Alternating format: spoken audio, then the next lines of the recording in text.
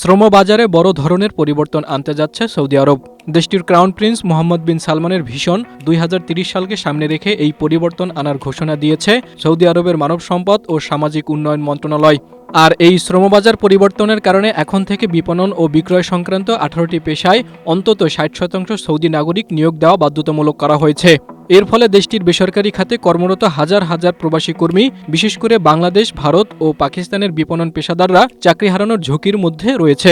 মানব সম্পদ ও সামাজিক উন্নয়ন মন্ত্রণালয়ের ঘোষণা অনুযায়ী মার্কেটিং ও অ্যাডভার্টাইজিং ম্যানেজার, বিজ্ঞাপন প্রতিনিধি, মার্কেটিং স্পেশালিস্ট, জনসংযোগ কর্মকর্তা, গ্রাফিক্স ও অ্যাডভার্টাইজিং ডিজাইনার এবং পেশাদার ফটোগ্রাফের মতো আকর্ষণীয় পেশাগুলোতে অন্তত 60% সৌদি নাগরিকদের নিয়োগ দিতে হবে।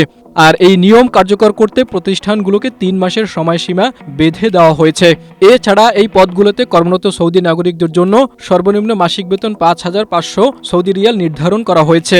স্থানীয়দের এই পেশার প্রতি আকৃষ্ট করতে এই বেতন কাঠামো বড় ভূমিকা রাখবে বলে ধারণা করা হচ্ছে।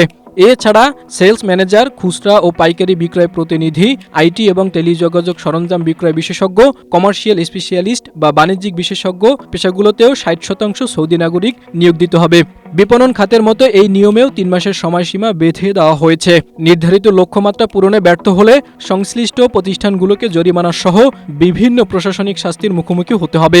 সৌদি যুবরাজ মোহাম্মদ বিন সালমান তার দেশকে তেল নির্ভর অর্থনীতি থেকে বের করে আনতে একাধিক পদক্ষেপ নিয়েছেন, যার মধ্যে রয়েছে নারীদেরকে গাড়ি চালানোর সুযোগ করে দেওয়া এবং কর্মক্ষেত্রে নারীদের অংশগ্রহণ বৃদ্ধি সহ পর্যটন, আবাসন খাতেও বিদেশি বিনিয়োগের পথ তৈরি করা।